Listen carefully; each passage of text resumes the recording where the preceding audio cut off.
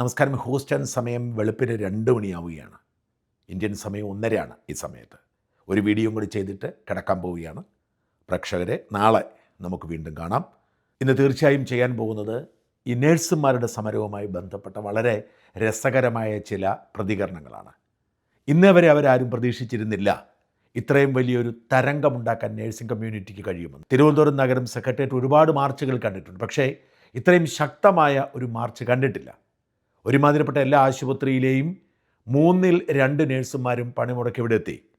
ഇതിനു മുമ്പ് UNA ഇങ്ങനെ പണിമുടക്ക് നടത്തിയിട്ടുണ്ടെങ്കിലും അവർക്ക് കംഫർട്ടായിരിക്കുന്ന ഒരു സ്ഥലം എന്ന നിലയിൽ തൃശ്ശൂരിലാണ് ചെയ്തിരുന്നത്. ഇത് അധികമാരും ശ്രദ്ധിക്കാതെ പോയി. അങ്ങനെ അങ്ങ് തുടരുമെന്നാണ് കരുതിയത്. എന്നാൽ ഇത്തവണ വ്യത്യസ്തമായി സെക്രട്ടേറിയറ്റ് മാർച്ച് നടത്തി. സകല മാധ്യമങ്ങൾക്കും ചാനലുകൾക്കും കവർ ചെയ്യേണ്ടി വന്നു. അതിനൊപ്പം തന്നെ ചില ആശുപത്രികൾ വന്ന് 40,000 രൂപ ഞങ്ങൾ ശമ്പളം കൊടുക്കാൻ തയ്യാറാണെന്ന് പ്രഖ്യാപിച്ചു. ഈ സാഹചര്യത്തിൽ സർക്കാർ ആകെ വെട്ടിലായി. വലിയ തരംഗമായി സമരം മാറിയതോടെ സൈബർ സഖാക്കൾ വെട്ടിക്കിളിക്കൂട്ടങ്ങളായി ആക്രമണം ആരംഭിച്ചിട്ടുണ്ട്.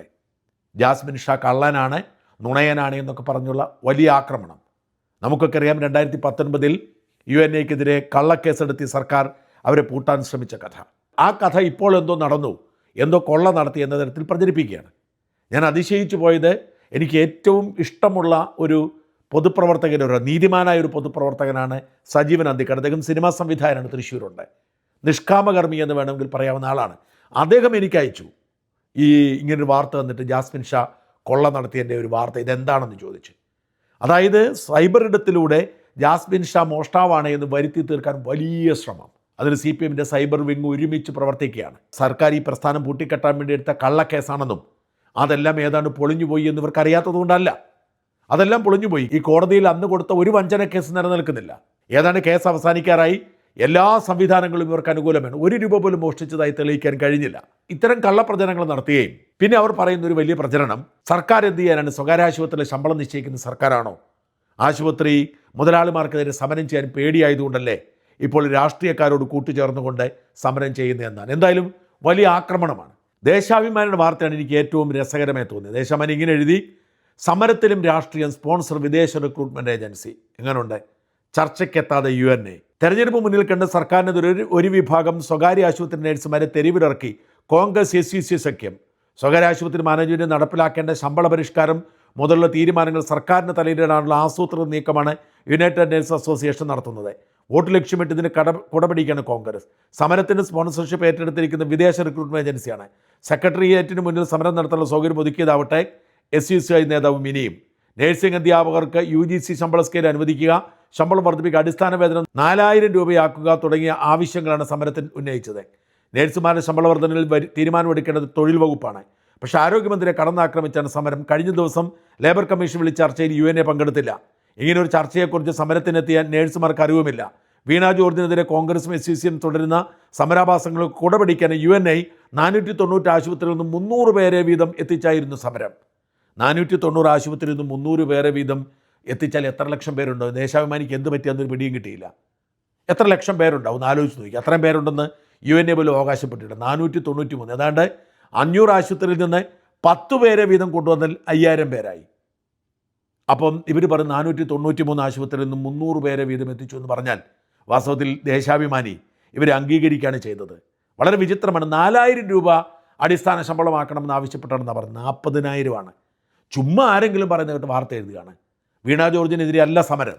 സമരം നടത്തിയത് സർക്കാരിനെതിരെയാണ്, തൊഴിൽ വകുപ്പിനെതിരെയാണ്. ചർച്ചയ്ക്ക് പോകുന്നില്ല. എത്രയോ ചർച്ച കഴിഞ്ഞു. 2023 വലിയ സമരം നടത്തിയിട്ട് സർക്കാർ വാക്ക് കൊടുത്തതാണ് എന്നൊരു പ്രഖ്യാപിച്ചോ?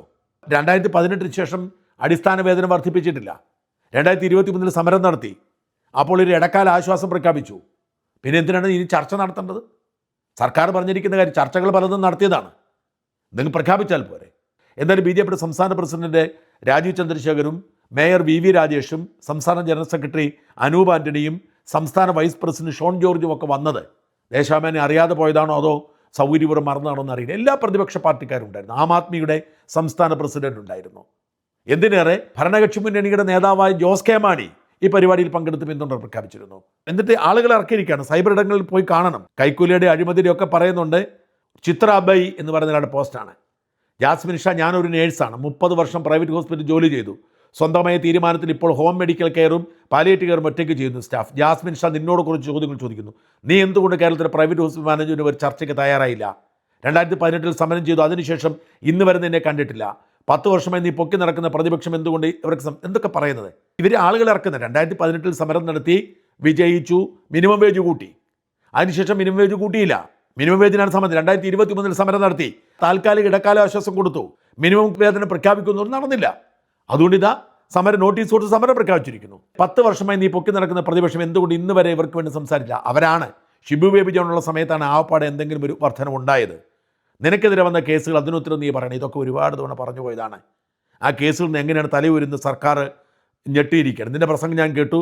ജാസ്മിൻ ഷാ, നീ കളിക്കുന്നത് രാഷ്ട്രീയ കളിയാണ്, ഇത് ബലിയാടാകാൻ പോകുന്ന കുറേ നേഴ്സുമാരെന്നൊക്കെ പറഞ്ഞു. ഇങ്ങനത്തെ ഇവരെല്ലാം മാറി മാറി നമ്മുടെ പോരാളി ഷാജി കൂട്ടരെഴുതിയിരിക്കുകയാണ്. ഇതിനകത്ത് ഏറ്റവും രസമായിട്ട് എനിക്ക് തോന്നുന്നത് സെബിനെ ജേക്കബ് എന്ന് പറയുന്ന എല്ലാ തരത്തിലും പോരാളി ഷാജിയും നേഴ്സുമാർ മാത്രമല്ല, ഈ CPM-ൻ്റെ ഈ നല്ല ഭാഷയിൽ സംസാരിക്കുന്ന ചില ബുദ്ധിജീവികളുണ്ട്.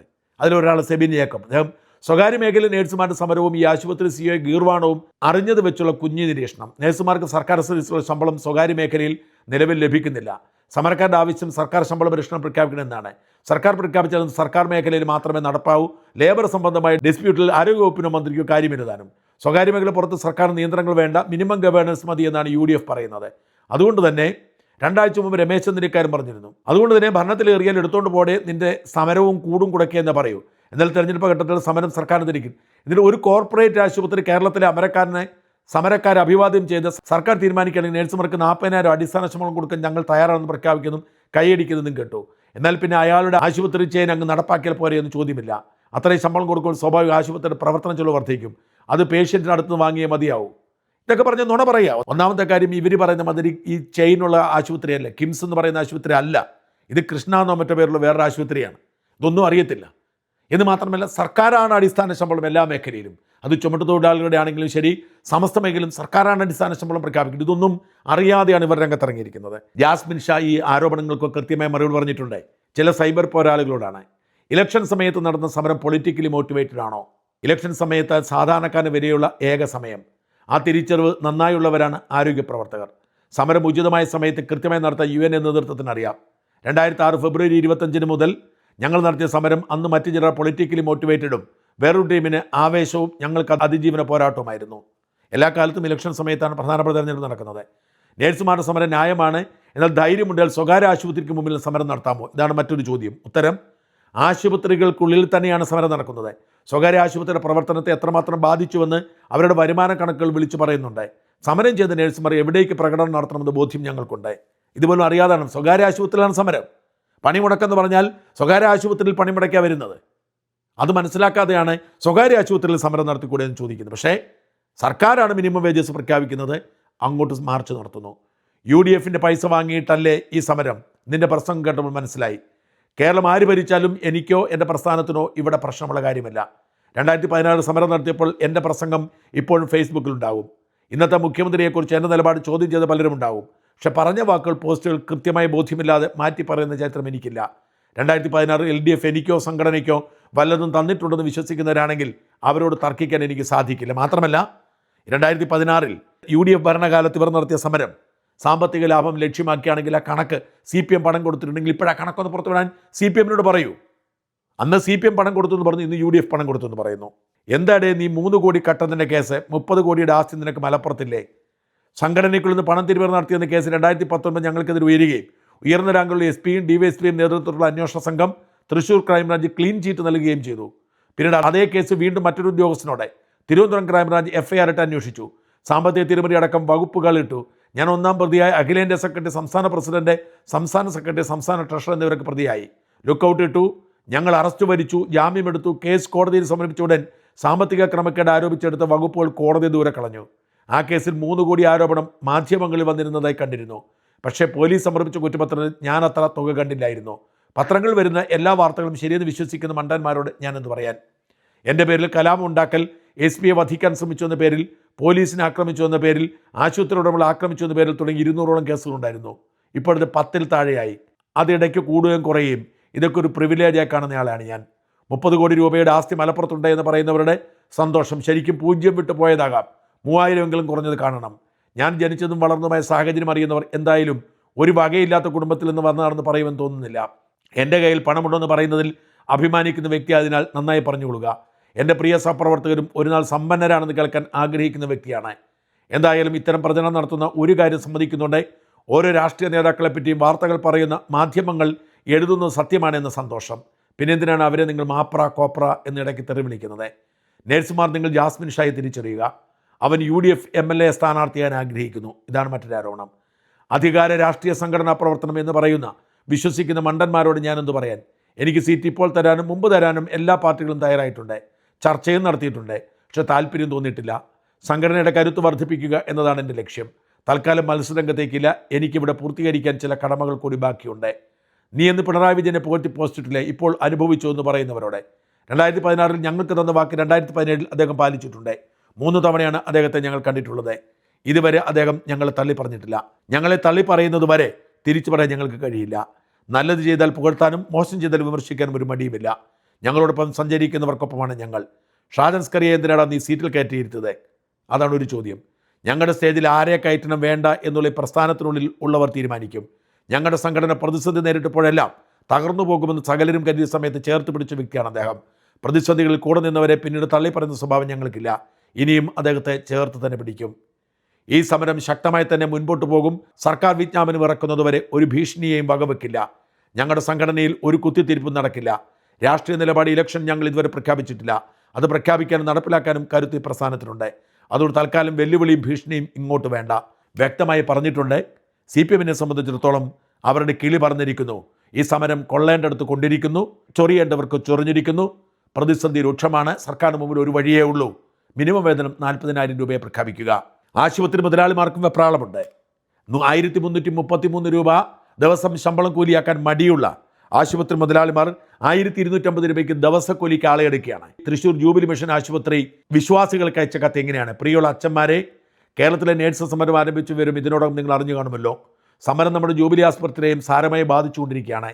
അതിനാൽ രോഗി ശുശ്രൂഷയുടെ സുഗമമായ നടത്തിപ്പിൻ്റെ ഭാഗമായി അനുഭവസമ്പന്നരും യോഗ്യതയുള്ളവരുമായ നേഴ്സുമാരെ ദിവസവേതനം 1250 അടിസ്ഥാനത്തിൽ അടിയന്തരമായി ഡ്യൂട്ടിക്ക് നിയമിക്കും. നോക്കണേ, 1333 രൂപയെ ചോദിക്കുന്നുള്ളൂ. 1250 രൂപ താൽക്കാലിക ജീവനക്കാർ കൊടുക്കുകയാണ്. നിങ്ങളുടെ ഇടവകയിലെ താല്പര്യമുള്ള ഉദ്യോഗാർത്ഥികളുടെ സ്വന്തം വിദ്യാഭ്യാസ രേഖകളും നഴ്സിംഗ് കേരള രജിസ്ട്രേഷൻ രേഖകളും സഹിതം ഉടൻ തന്നെ ഞങ്ങളുടെ കരിയർ പേജ് വഴി അപേക്ഷിക്കുകയും അല്ലെങ്കിൽ HR വിഭാഗവുമായി എത്രയും വേഗം ബന്ധപ്പെടുകയും ചെയ്യാനായി അഭ്യർത്ഥിക്കുന്നു. Father Renny Mundan Kurian, director jubilee mission HR വിഭാഗം. സമരം ചീറ്റി എന്ന് പറയുന്നത് മനസ്സിലാക്കുക. ഇതാണ് ആശുപത്രി മാനേജ്മെൻറ്റുകളുടെ അവസ്ഥ. എന്തുകൊണ്ട് ആശുപത്രി മാനേജ്മെൻറ്റുകൾക്ക് സർക്കാർ പ്രഖ്യാപിച്ചില്ലെങ്കിലും ഞങ്ങൾ നിങ്ങൾക്ക് ശമ്പളം കൂട്ടിത്തരാമെന്ന് പറയാൻ മടിയുള്ളത്?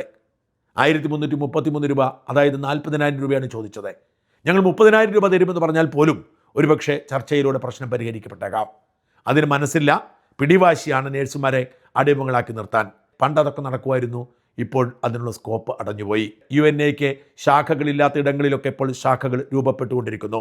കഴിഞ്ഞ ദിവസം ബേബി മെമ്മോറിയൽ ഹോസ്പിറ്റൽ അടക്കം അനേകം ആശുപത്രികളിൽ പുതിയ യൂണിറ്റുകൾ വന്നു. UNA-യോടൊപ്പം നിന്നാൽ ശമ്പളം കൂട്ടിക്കിട്ടുമെന്ന് മനസ്സിലാക്കി കേരളത്തിലെ എല്ലാ ആശുപത്രികളും ഇപ്പോൾ UNA ശാഖ തുടങ്ങുകയാണ്. മുതലാളിമാർ നിങ്ങൾ ആരെയൊക്കെ റിക്രൂട്ട് ചെയ്താലും അവരെല്ലാം UNA-യുടെ കൊടിക്കീഴിൽ വരും. നിങ്ങളെല്ലാവരും അവർക്ക് മാന്യമായ ശമ്പളം കൊടുക്കുന്ന കാലം വിദൂരമല്ല.